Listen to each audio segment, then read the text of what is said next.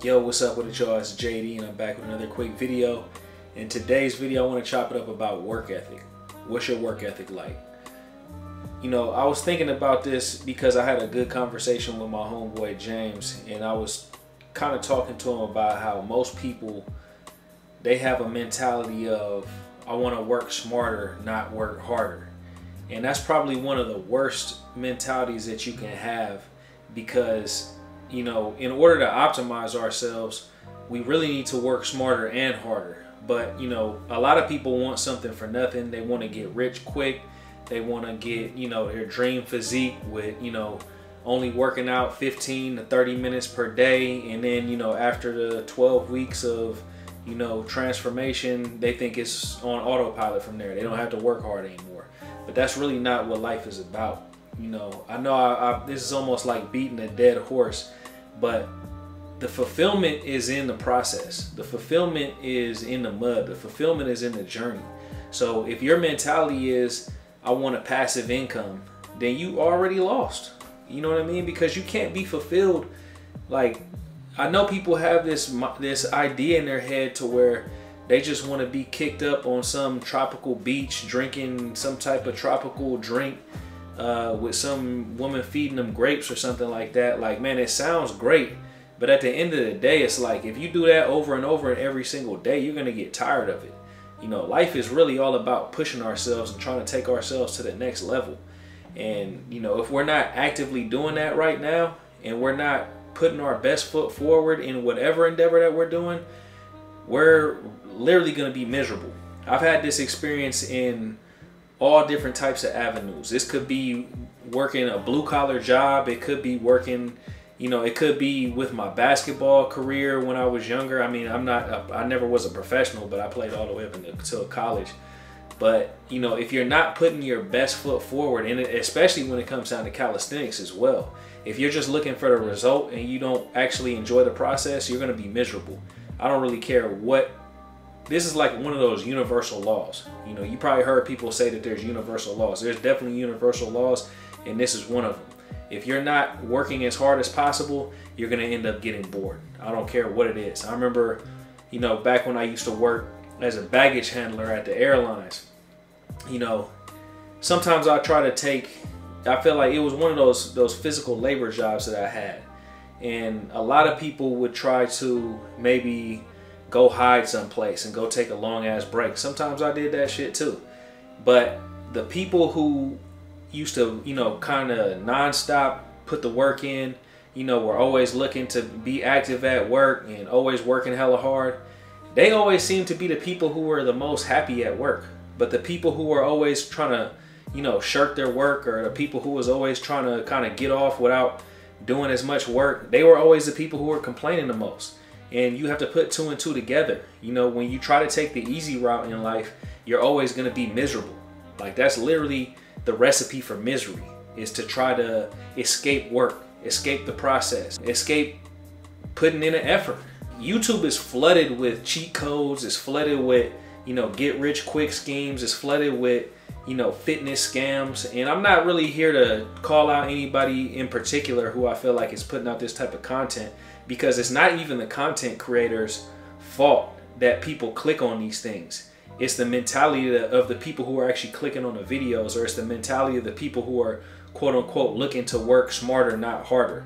Because, you know, for me personally, I would say when it comes down to calisthenics, or when it comes down to getting my daily grind on, when it comes down to video editing or running or whatever it is, these endeavors I like doing. I love editing videos. I love creating content.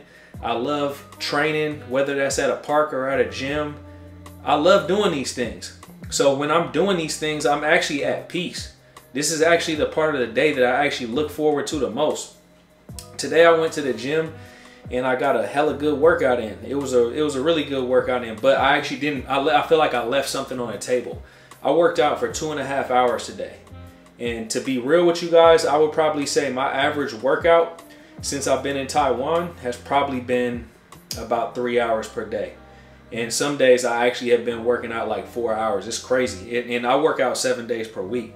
But it's crazy that my body has adapted, you know, so much to the point where it can recover from 3 and 4 hour workouts on a daily basis. But the reason why is because, you know, I'm in like a flow state when I'm out there putting in this work. And the thing is, you know, it's more so the focus is not on a result. It's not on, oh, I want to get 6-pack abs, I want to get my shoulders bigger, any of this type of shit. Because, you know, a lot of people who start off their fitness journey, and I don't blame anybody for their, you know, what their why is. Why do we start, you know, our fitness journey? Why do we start our growth journey? Why do we want to get, you know, more spiritual? Why do we want to make more money? Your why is your why when you're starting off. But I think, you know, along your journey, your why tends to change. And for me, I think my why when I started off calisthenics and I just started off trying to get into this fitness and health lifestyle was just purely out of, you know, I wanted longevity. That was kind of like the theme of what I got into calisthenics for, just fasting and, you know, trying to get healthy in general. I wanted to be healthy and I wanted longevity. That was like probably my why to start off with. And then it kind of shifted into I started seeing so many results because I didn't even really expect it. Like I just started training and then all of a sudden, you know, I'm 6-packed up, started getting some cuts and, you know, things like that. And then my why kind of shifted to like, damn, I want to optimize my body to look as good as possible. And then eventually, you know, the fulfillment in trying to get the results ended up wearing out. And, you know, training kind of got stagnant. I hit a plateau. But eventually, you know, I ended up meeting the right people. You know, James, my homeboy from Hawaii, who now lives in Arizona. You know, you guys probably seen him on my channel countless of times on lives. I'll probably put a card in the upper corner somewhere so you guys can subscribe to his channel.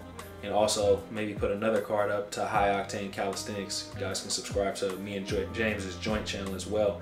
But I met James and he really shifted my perspective when it comes down to why I train, my why. And it ended up going from longevity to training for physique to training purely out of performance. And, you know, I started trying to hit it hard on trying to get calisthenic skills. I started training for things that I thought was never actually even possible for me. But eventually, I almost feel like I've hit another shift. And, you know, the level up has even, if you want to call it that, but my why has shifted even more. And it's almost like I'm not even training for any of it. Of course, I'm training for performance. I'm not going to say I'm not, because that's one of my main focuses is skills and, you know, getting better and better, whether that's running longer distances, running faster times, hitting new calisthenic skills, whatever it may be. But I think the process is the thing that I just enjoy the most. If I'm not filling my life up with, you know, things that I'm passionate about and I enjoy the process and the journey, then it's like, man, what am I actually even doing? You know what I mean? Like the concept of working smarter and trying to actually condense my workouts into like 45 minutes or even an hour is almost blasphemy at this point, because it's like, why would I do that to myself? If it's something I really enjoy doing, like, why would I not want to extend and prolong that process? Because for me, training 3-4 hours a day is really nothing better that I can do with my time. I'm like, there's other things that I love doing, and shit, I love hanging out with people. I love spending time with my girlfriend. I love doing this, doing that. But at the same time, it's like, where do I actually get my most peace? It's on the bars, calisthenics. You feel me? That training. You know, the feeling that I'm getting when I'm pushing myself running, you know, those type of things. Whatever I'm passionate about, whatever my mission is, creating content, chopping it up with you guys. So, you know, these are the things that fulfill my life. And I actually was watching kind of, I think I was watching forget what I was watching. Maybe it was like a podcast or something like that. And it was a cat who had wrote a book. I think the name of the book was The War of Art or something like that. And he was just chopping it up about retirement. And, you know, that's another thing I feel like there's like polar opposites on. You have some people who have the mindset of like, oh, I can't wait to retire. I want to retire early. I want to get the passive income so I can retire early. Or I want to put in work, you know, maybe at some job where I can get a pension and then I can, you know, I'm done. I can just kick my feet up and maybe go travel the world and, you know, do a bunch of little shit here and there. But I just want to relax. It's like the mindset of wanting to relax is a polar opposite to somebody who wants to perform and who wants to achieve. Because if you're somebody who wants to relax, that means that you're okay with, where you're at, or even scaling it back a little bit. But if you're somebody who really is a high performer, or somebody who wants to achieve, or somebody who's on a mission, or somebody who has quote unquote purpose, then that means that you never want to retire. Like, you never want to hang the cleats up. You know what I mean? Look at Tom Brady.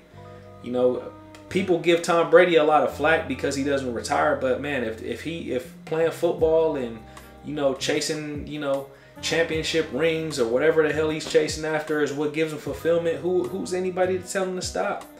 You know what I mean? And the thing about it is like a professional athlete's timeline in their career is very minuscule compared to what the average individual's career span can be in something that doesn't have to do with physicality, or something that's not as barbaric as professional football. You feel me?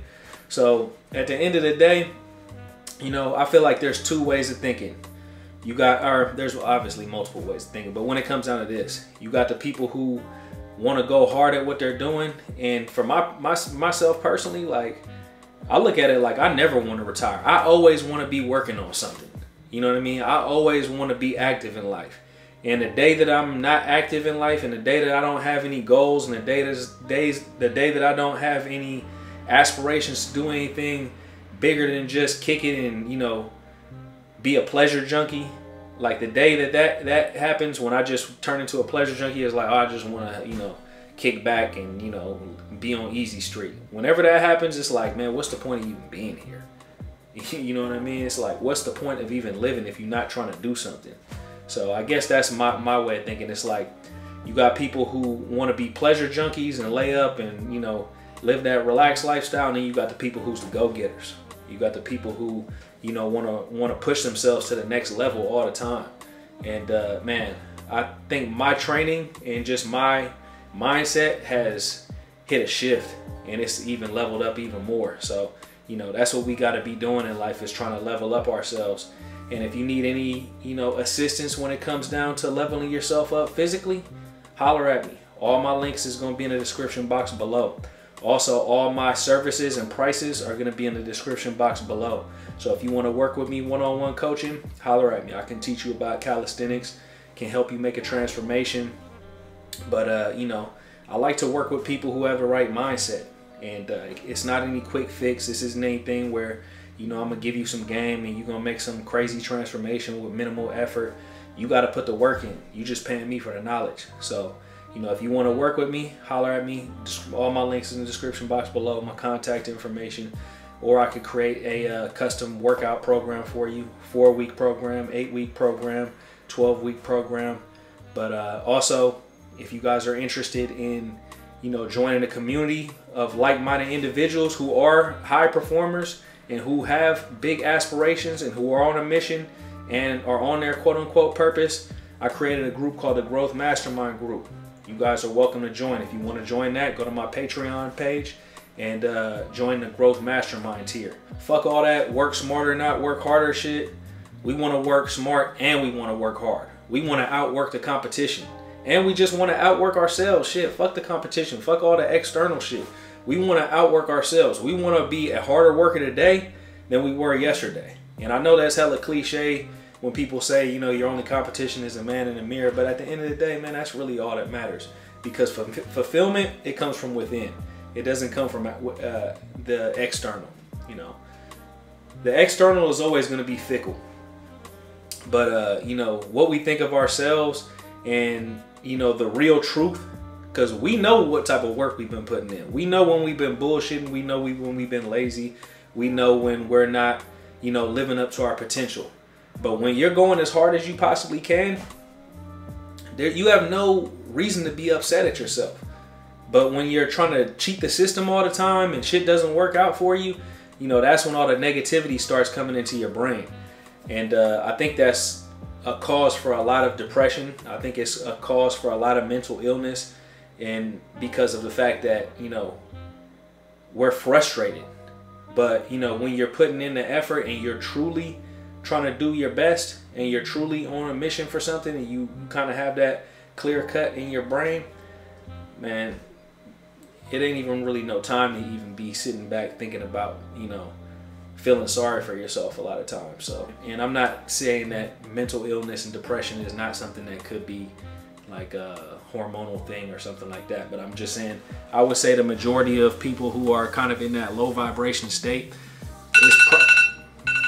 but I would say the majority of the people who are in that kind of low vibration state is usually due to, you know, inactivity and trying to get something for nothing, you know, and then kind of feeling like the world owes you something as well. That's kind of a whole nother topic for another video, is kind of that entitlement mentality that a lot of people are walking around with nowadays. I feel like as things are getting easier, you know, be it dating, be it work, be it whatever it may be, us not having to exert ourselves physically, we're developing as a whole, not myself or yourself, but I'm saying us as a whole in society, we're developing more and more of an entitlement complex.